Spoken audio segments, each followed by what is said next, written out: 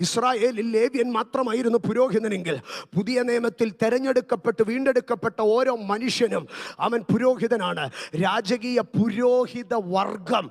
ആമേൻ. നമ്മൾ ഓരോരുത്തരും രാജാക്കന്മാരും പുരോഹിതന്മാരുമാണ്. അങ്ങനെയെങ്കിൽ പൗരോഹിത്യ അഭിഷേകം എന്തിൻ്റെ അഭിഷേകമാണെന്നറിയാമോ? പ്രതിസന്ധികളെ കണ്ട് വഴിമാറുന്നതല്ല. യോർദാന്റെ ആഴത്തിലേക്ക് ഇറങ്ങി പെട്ടകം തോളിലേന്തി അവരവിടോട്ട് നിൽക്കാൻ തുടങ്ങി. യോർദാനിൽ കൂടെ ജനം കടക്കാൻ തുടങ്ങി. നിന്റെ കുടുംബത്തിന്റെ പുരോഹിതനാകാൻ നിനക്ക് പറ്റുമോ? നിന്റെ മക്കളുടെ പുരോഹിതനാകാൻ നിനക്ക് പറ്റുമോ? നിന്റെ ഭർത്താവിന്റെ പുരോഹിതനാകാൻ നിനക്ക് പറ്റുമോ?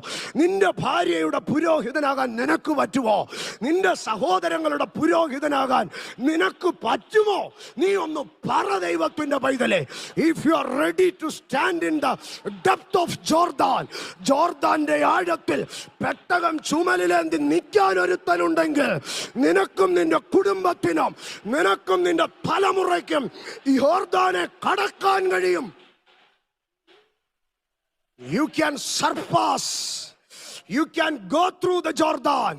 ഒറ്റ കാര്യം ചെയ്താൽ മതി. ചുമലിൽ പെട്ടകമേന്തി ജോർദാന്റെ അടിവാരത്തിൽ ഇറങ്ങി നിന്നാൽ മതി.